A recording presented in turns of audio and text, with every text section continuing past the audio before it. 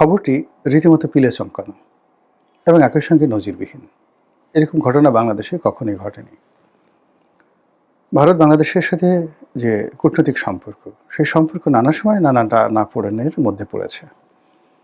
কিন্তু এই প্রথমবার দিল্লি যেভাবে বাংলাদেশে বসবাসরত ভারতীয় কূটনীতিবিদ তাদের পরিবারকে সরিয়ে নেওয়ার নির্দেশ তারা দিল, এই ঘটনা কখনো ঘটেনি।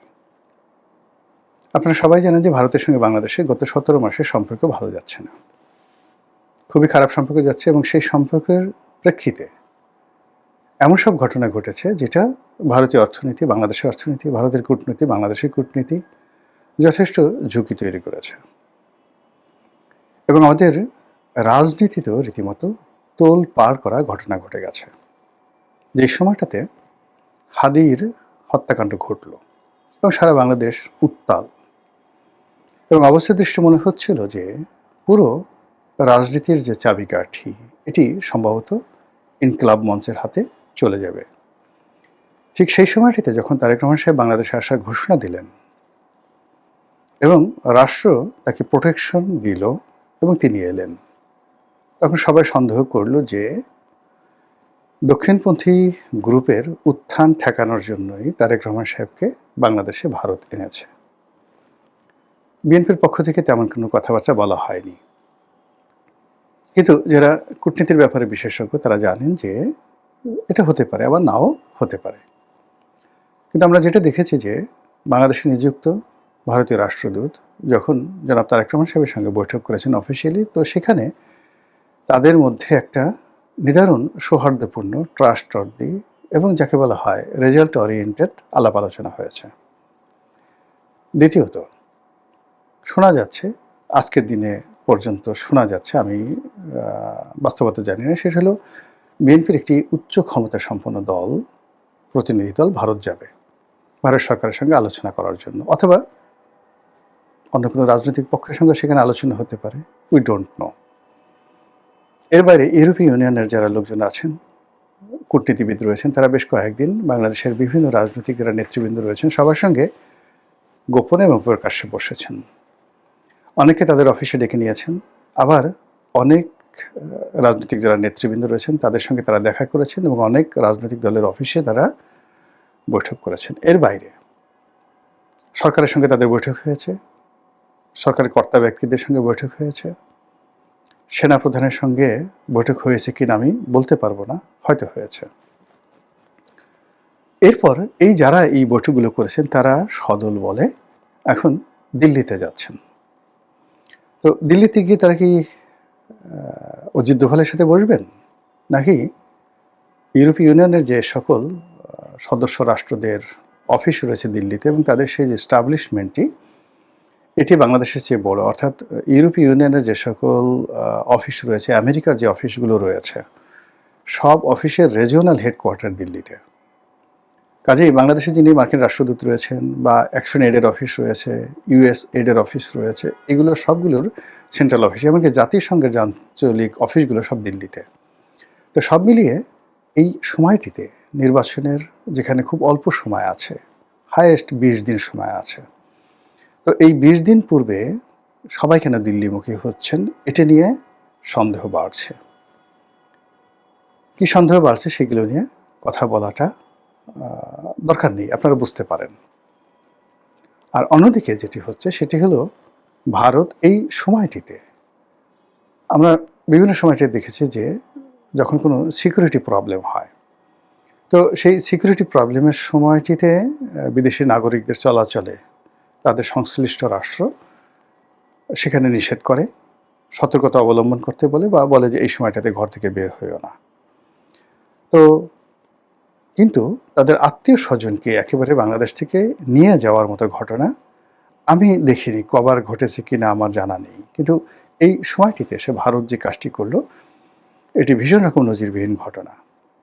এই ঘটনার পেছনে নানা রকম আপনার সাংকেতিক বিষয়াদি থাকতে পারে। আপনারা জানেন যে বেশ কয়েকবার ভারতীয় রাষ্ট্রদূতের কার্যালয়, ভারতীয় ভিসা সেন্টার, এখানে ঠিক লোকজন ছুটে যাওয়ার চেষ্টা করেছে, আক্রমণ হয়েছে বা হয়নি এটা বলবো না।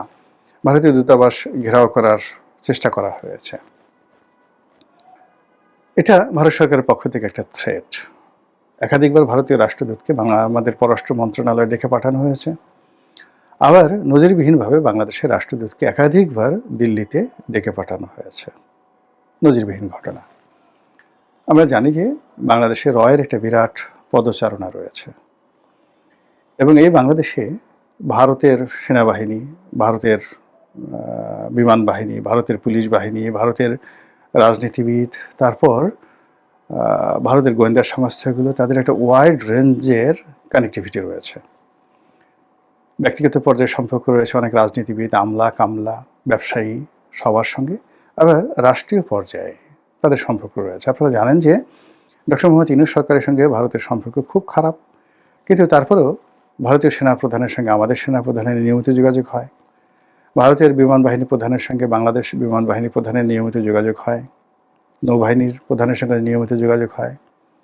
পররাষ্ট্র মন্ত্রণালয়ের যে ডেস্কগুলো রয়েছে, ইন্ডিয়ান ডেস্কগুলো রয়েছে, সাউথ এশিয়ান ডেস্কগুলো রয়েছে, সেই ডেস্কের কর্তা ব্যক্তিদের সঙ্গে ভারতীয় কর্তা ব্যক্তিদের যোগাযোগ হয়।